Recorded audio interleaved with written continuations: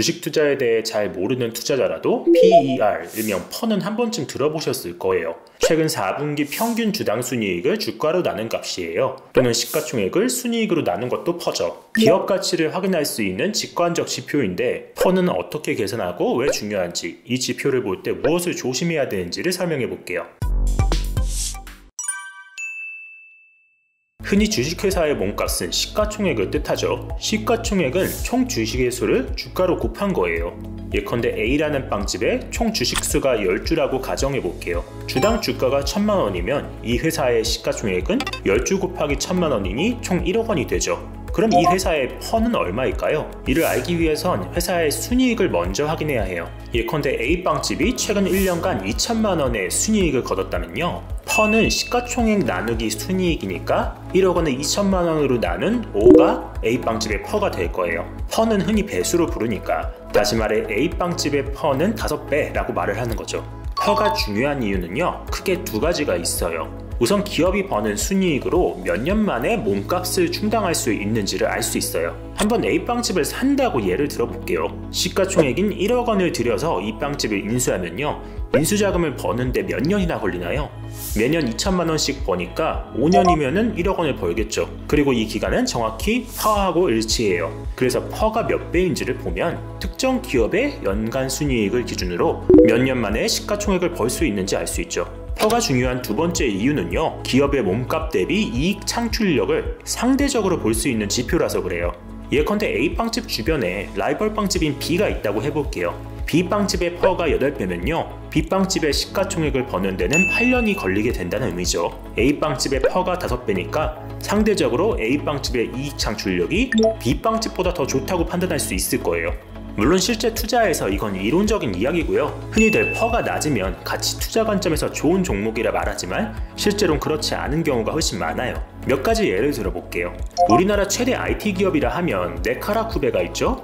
네이버, 카카오, 라인, 쿠팡, 배달의 민족의 줄임말인데요. IT 취중생들에게 가장 가고 싶은 기업으로 꼽히죠. 그럼 이 가운데 퍼가 가장 낮은 종목은 어디일까요? 네이버 금융탭에 보면은 종목들의 퍼를 확인할 수 있는데요, 5개 회사 가운데 네이버가 3.8배로 압도적인 1등이에요.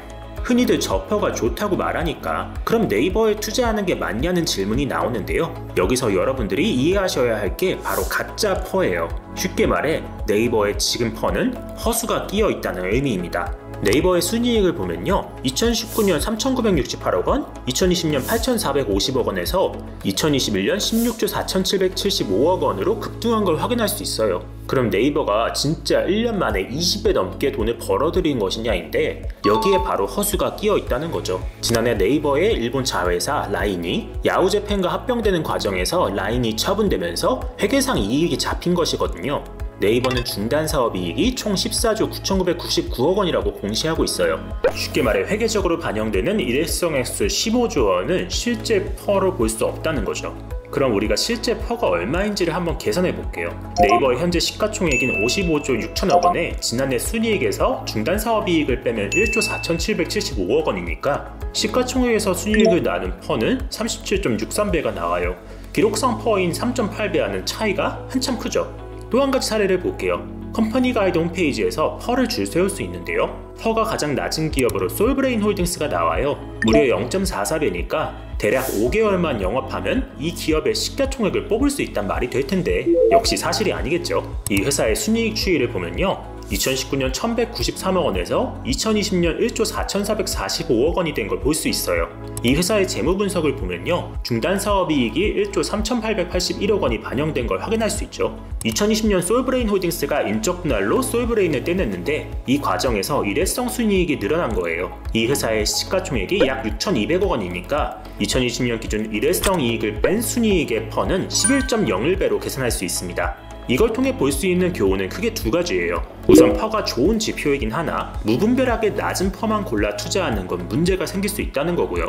또 퍼를 개별 종목 차원에서 접근할 때는 반드시 그 퍼에 허수가 낀 게 있는지 없는지를 확인해야 한다는 겁니다. 참고로 개별 기업의 퍼는 네이버 주식에서 종목창을 통해 쉽게 확인할 수 있어요. 여러분들도 퍼를 공부해서 각자의 투자 방식의 하나의 지표로 활용하시는 게 어떨까 싶습니다.